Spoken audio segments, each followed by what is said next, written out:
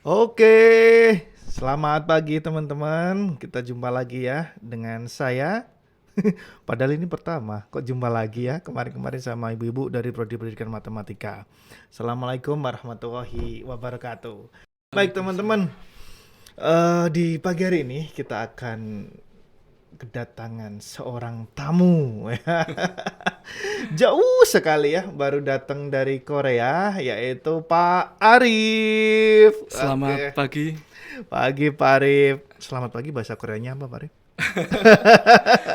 Sebetulnya tidak Mm, ada ungkapan khusus ya untuk mm, selamat pagi, siang ataupun malam Oke. gitu seperti layaknya kita menggunakan spelling di bahasa Inggris gitu ya. Heeh. Tapi selalu kalau kita berjumpa dengan orang yang baru ya kita biasa bilang annyeonghaseyo. Annyeonghaseyo. Ya Saya atau cukup simpel aja bilang annyeong gitu. Annyeong Annyeong. gitu. Oh, Dan jawaban saya apa, Pak? ketika kita ada yang menyapa semacam itu kita Hmm. bisa menjawab dengan jawaban ne gitu gitu aja. Nih, Ne. nih, nih, Ne. nih. Jadi agak berbeda ya kalau kita di bahasa Inggris kita bilang no itu adalah artinya tidak, tapi Ah? kalau di Korea ne itu artinya justru iya. Oh, ini mirip India, Pak ya. Nehi, Iya, nehi, iya. nehi. Lalu juga banyak ungkapan-ungkapan lain ya Ah, sebetulnya kita sering mendengar kata opa, mm, nuna gitu mm, ya. mm, Eh, Mungkin sebenarnya banyak sih mm, selain opa kita bisa sapa dengan Hyung mm. gitu. Oke. Iya, Nuna gitu, semacam itu. Jadi Nuna itu mirip kayak Nona kalau kita iya, Oke, ya serapan ya. Sama-sama ini masih di Asia, Pak ada ya. iya betul. Baik, Pak Arif, gimana kabarnya ini, Pak Arif? Baik, alhamdulillah ini Heeh. sudah bulan yang keempat secara teknis ya. Mm-mm. Jadi saya sudah resmi satu semester uh, memurnakan studi di sana yang Mm. kira-kira Di nanti mana, Pak? Di mana, Pak? Langsung aja, Pak. saya Ke kamera, Pak. di Korea Selatan di Sejong University, tepatnya di Ah. kota Seoul pada distrik Gunja. Oh, Jadi di berarti sana, di pusat kota, Pak ya? iya di ibu kota, Hmm, di ibu di ibu kota, kota Korea luar Selatan gitu. biasa. Iya, teman-teman, eh ini saking serunya ya, saya lupa ya.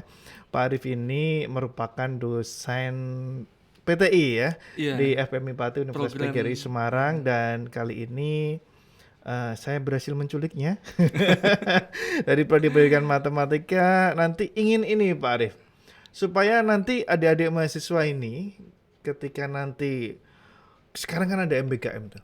Iya, Jadi nanti mungkin ada program mobility internasional, iya, ada student iya, exchange, ada pertukaran pelajar. KKN Iya. dan sebagainya. Nanti sekaligus dibikin calo di sana. Apa ya kok bahasanya kok calo ya? Ini ya, apa namanya? Informasi. Iya, Iya, informasi kemudian betul. linknya ada di sana supaya nanti teman-teman memang benar-benar hidup di dunia ini ya. Dunia kan besar Pak Arif ya. Iya, betul. Internasional dapat apa? Jangan di lokal-lokal aja gitu. Ya, selain itu nanti Eh, juga ingin ini Pak Arif ya. Tanya beasiswa nih yang bisa didapat Wah, dari iya. karena ini podcastnya matematika Pak Arif. Pendidikan matematika dulu ya. Oke, nanti juga bisa Iya, iya. diinformasikan dari PTI tentunya kan dari Pak Arif ya. Iya. Ini dosen di Fakultas Pendidikan Matematika, Ilmu Pengetahuan Alam Dan dan teknologi informasi. Teknologi Informasi. Iya. Baik, Pak Arif. Ini Pak Arif berapa lama di sini? Pulang ini? Saya ini kebetulan ambil libur hanya Hah? 1 minggu. 1 minggu. 1 minggu ya. Pendidikan matematika beruntung sekali ya kedatangan tamu dari Korea 1 minggu dan berhasil kita culik. Oke, Pak Arif bisa diceritakan Pak Arif singkat saja mungkin ya gambarannya kok bisa kuliah di sana gitu ya. Silakan Pak Arif. Oke, sebetulnya mungkin ini hanya soal pandangan ya atau mindset. Jadi teman-teman yang mau studi lanjut itu di luar negeri itu banyak sekali tersedia beasiswa-beasiswa. Tidak hanya Korea Selatan saja, tetapi kali ini kan kita konteksnya bicara mengenai Korea Selatan ya, Iya yang saat ini dong. anak-anak muda ini sedang hype gitu, Ada sedang. Little Heart gininya gitu kan ya. Saya balik ke Indonesia, heran banget. Eh, Saya yang di sana itu pengen memperkenalkan Indonesia, tapi mm, di sini malah justru remaja-remaja kita sangat gandrung dengan budaya Korea. Tapi itu nggak masalah berarti. Tapi pesan saya jangan budayanya saja yang kita adaptasi ya atau kita serap gitu. Tapi juga kalau bisa cara belajar ilmunya itu kita kuras habis-habisan lah. Istilahnya apa ya? Kita serap gitu untuk marilah kita generasi muda itu bersama-sama memajukan bangsa ini lewat ilmu pengetahuan semacam itu Pak Lili. Berarti Pak Arif Iya. di undergraduate sana sarjana ya berarti ya? Saya PhD, doktoral. Di PhD ya. Iya. Sempat main ke yang undergraduate ya? Iya, sempat gitu. Iya. Ada macam MBKM yang sedang Kebetulan hits-nya di sini. kalau di sana banyak mahasiswa yang istilahnya itu pertukaran pelajar gitu ya. Untuk satu bulan ada, 6 bulan juga ada gitu. Jadi itu banyak dan memang Korea Selatan itu sangat terbuka sekali dan sampai saat ini mungkin jumlah orang asing di Korea Selatan ya itu hampir pada kemarin dari catatan imigrasi itu hampir 2 juta lebih mahasiswa asing di Korea Selatan. Nah, mungkin bertanya-tanya, kenapa seperti itu? Kamu nanya.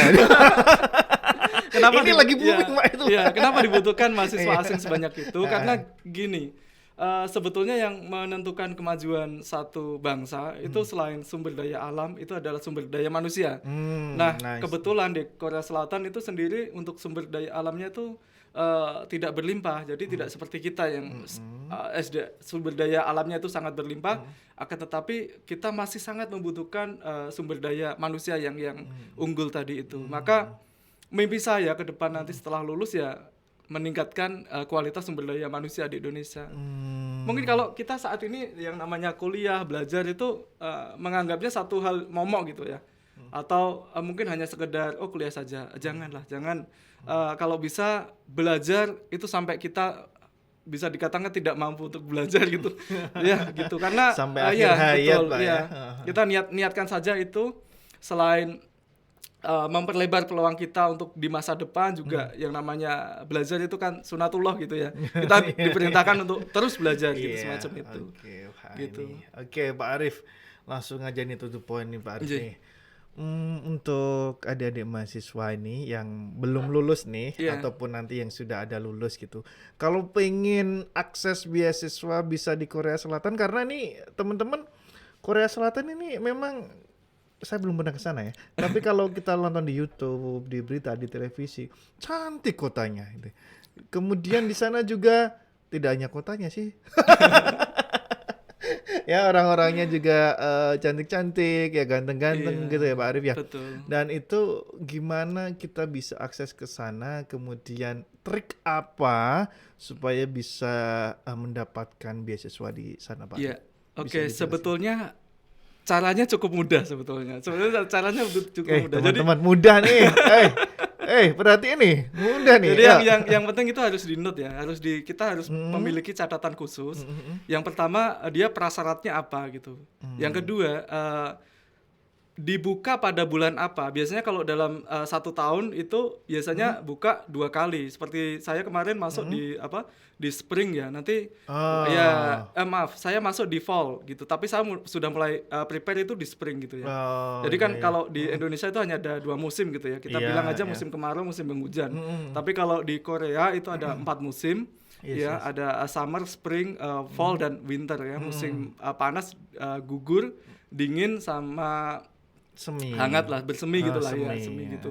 Dan itu dijadikan patokan untuk kalau di kita itu istilahnya semester gitu ya kan. Nah, itu semacam itu. Jadi lalu perbedaan kedua kalau di kita itu 1 semester itu 6 bulan, Pak. Iya sih. 6 bulan. Kalau di sana liburnya 2 bulan, Pak.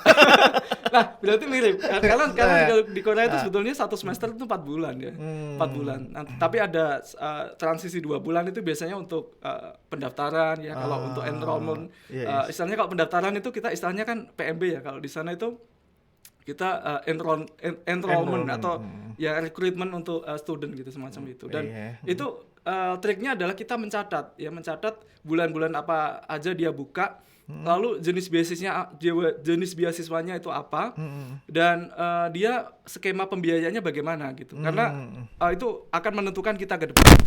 Lalu yang kedua, mungkin kita juga perlu pertimbangan itu ya. Jangan berpikir kita mudah masuk ya, tapi kita juga mikir mudah keluarnya nih Pak, karena ada Oh, jenis-jenis. maksudnya gimana Pak? Mudah masuk, mudah keluar.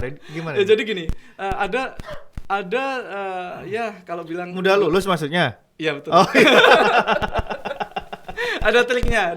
Jangan sampai nanti adik-adik ini sudah masuk diterima, nanti malah yang timbul itu di sana menjadi beban gitu, menjadi beban pikiran. Jangan sampai seperti itulah. Kalau bisa itu kuliah ya enjoy gitu ya. Enjoy dalam artian tidak enjoy santai enggak, tapi kita menikmati betul-betul proses kita belajar di sana itu. Seperti itu. Contoh gini, kalau salah strategi nih, kita misal dalam belajar bahasa baru itu kesulitan lah katakanlah. Ya jangan mengambil jenis beasiswa yang mempersyaratkan kemampuan bahasa. Itu nanti akan menyulitkan kita. Iya. Lah, ini Pak Arif pakai bahasa Korea, bahasa Inggris Saya bisa kebetulan bahasa Inggris ya. Jadi ya artinya kampus sana juga pakainya bahasa Inggris. Nah, gitu. di sana dua bahasa sebetulnya. Ketika kita kuliah itu ada mata kuliah yang pengajarnya dari Korea dan ada pengajarnya dari foreigner gitu ya, orang asing gitu. Maka kita ambil kelas-kelas yang itu. Jadi itu sebetulnya ada tips triknya dia. Jadi nggak asal kita daftar diterima enggak, tapi kita juga perlu mempertimbangkan nanti kita proses di sana itu bagaimana. Bisa beradaptasi enggak? Kalau kita nggak bisa beradaptasi itu akan menjadi problem tersendiri. Jadi itu perlu disikapi yang kedua gitu. Tadi Iya, ya. betul. Gitu. Yang jelas biasanya banyak ya. Kalau saya sebut itu kalau dari pemerintah Boleh, Indonesia sendiri ada mungkin guys, catat. ada BPI ya. BPI ya. Apa itu Pak BPI, Pak? Itu dari Departemen Pendidikan sih sebetulnya. Dari Departemen Pendidikan Indonesia kalau atau Korea? Dari Indonesia gitu. Dari Indonesia. Sebetulnya ada dua macam scam sih. Yang satu dari pemerintah Indonesia murni, yang dua dari pemerintah Korea atau dari swasta Korea atau kerjasama Korea dan Indonesia macam KOIKA, mungkin nggak pernah dengar ya. Ada itu KOIKA. KOIKA ini beasiswa untuk pegawai negeri biasanya dan instansi yang dia memang itu pembiayaannya itu sharing ya? dari Indonesia sharing. dan Korea gitu. Oke. Kalau Gitu. Pak Arif sendiri ini ambil yang apa ini Pak? Saya BK21 itu brand Korea for 21 century ya, seperti itu. Ini dari pemerintah Korea berarti. Itu dari Korea. Wah, dari ini beasiswanya kan berarti nggak rupiah Pak? Iya. Gede dong Pak ini. Betul. Alhamdulillah. Cukup lah kalau itu buat hidup di sana dan kirim-kirim gitu Dan ya. cukup nabung juga Pak. Cukup nabung juga. Iya. Oke, saya beasiswa di Indonesia kemarin dari pemerintah Indonesia juga nabung Pak, itu nggak Iya, bisa, betul. Pak, ya. Iya. Yang penting bagaimana kita mengelola dan gaya hidup ya Pak ya. Betul. Karena kebutuhan kuliah itu tidak melulu semester ya Pak. Iya. Nanti ketika pas project, pas harus disertasi ya, Iya. itu luar biasa gitu ya. Jadi harus nabung dari awal. Oke, Iya. Pak Arif, BK21 ya. Iya. BK21 dari situ apa Pak yang harus disiapkan oleh adik-adik nih yang mau kayak Pak Arif gimana? Sebetulnya BK21 itu menyaring talent-talent gitu ya, yang dia memiliki visi ide ke depan gitu. Seperti saya kebetulan kan sekarang ini yang sedang hype itu adalah kecerdasan buatan gitu ya. Maka topik itulah yang saya angkat. Sebetulnya topik itu bukan dari kita sih sebetulnya, tapi dari advisor kita gitu. Maka ketika pada waktu kita interview wawancara, titik itulah yang menentukan. Jadi usahakan kita betul-betul menguasai pertanyaan-pertanyaan yang akan dilontarkan oleh advisor kita gitu. Jadi seperti saya kebetulan kemarin mengambilnya kan intelligent mekatronik. Kalau secara harfiah kan intelligent itu artinya cerdas, mekatronik itu kan mekanik elektronik. Maka konsep-konsep itulah yang harus kita kuasai. Seperti kita kecerdasan buatan mungkin hanya tahu istilah saja, tapi coba jelaskan apa itu artificial intelligence.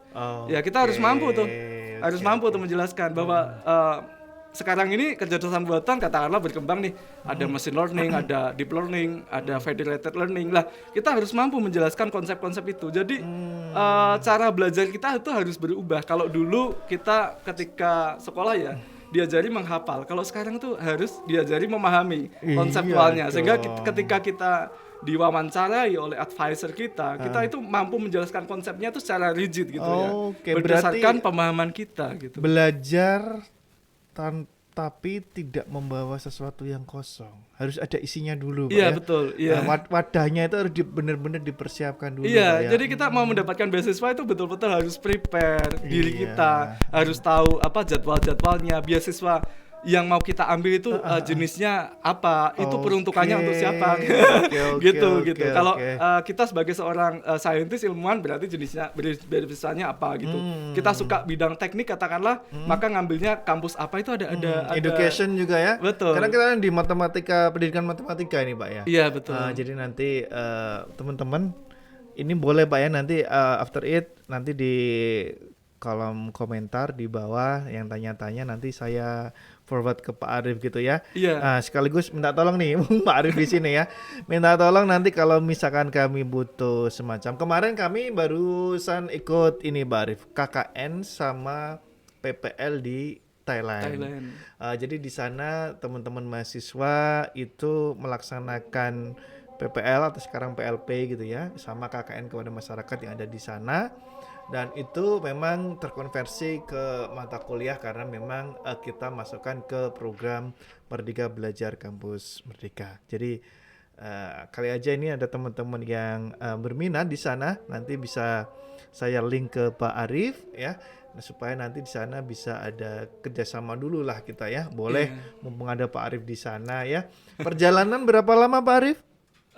Total kemarin sampai Indonesia berangkat jam 10 hari 25 sampai Semarang itu udah 6. Oh iya sama lah. Saya kemarin jemput yang ke Thailand itu juga 24 jam, Pak. Iya, dan tadi seperti saya sampaikan bahwa kemampuan kita beradaptasi dengan cepat itu harus kita nggak bisa kosongan gitu. Seperti saya kemarin kan harus ketika awal datang ke sana harus bisa baca huruf Hangul ya kalau Korea itu. Karena apa? Semua nama stasiun, semua nama perhentian itu beberapa dia pakai huruf Hangul. Ini ada tipsnya. Jadi jangan mengandalkan Google Lens aja loh. Kalau baterainya habis gimana? Ya betul. Google di sana kebetulan kita pakainya Never. Ini salah satu contoh yang perlu dicontoh ya oleh Indonesia. Jadi di sana kecintaan akan produk dalam negeri itu sangat tinggi sekali gitu ya. Sana pakainya apa? Never Maps. Ya, jadi Never Maps kalau kita ngechat itu pakainya Kakao. Kalau di sini kan pakai WhatsApp gitu ya. Bener. Pakai Google. Itu kan produk-produk produk-produk Amrik kan. Produk dalam negeri mana dong kan gitu. Harusnya gitu. Nah, di Korea itu kebetulan rata-rata mereka produk dalam negeri itu yang harus kita harus kita gaungkan gitu. Saya kalau ke negara yang tulisan resmi nasionalnya itu huruf-hurufnya pakai khasana itu sudah jempol dulu Pak ya.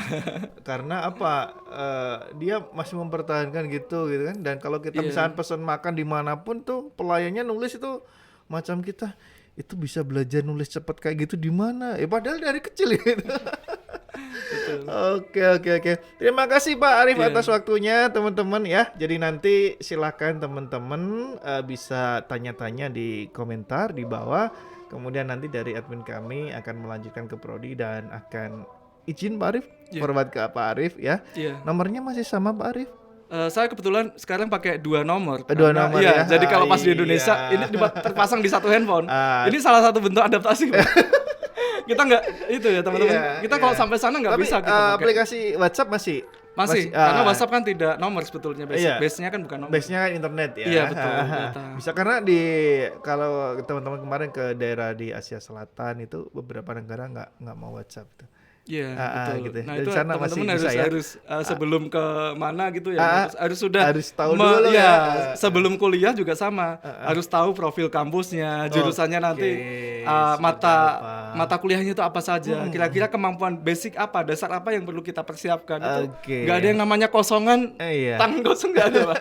Jadi semua harus prepare dan yang namanya belajar pesan saya buat rekan-rekan sekalian.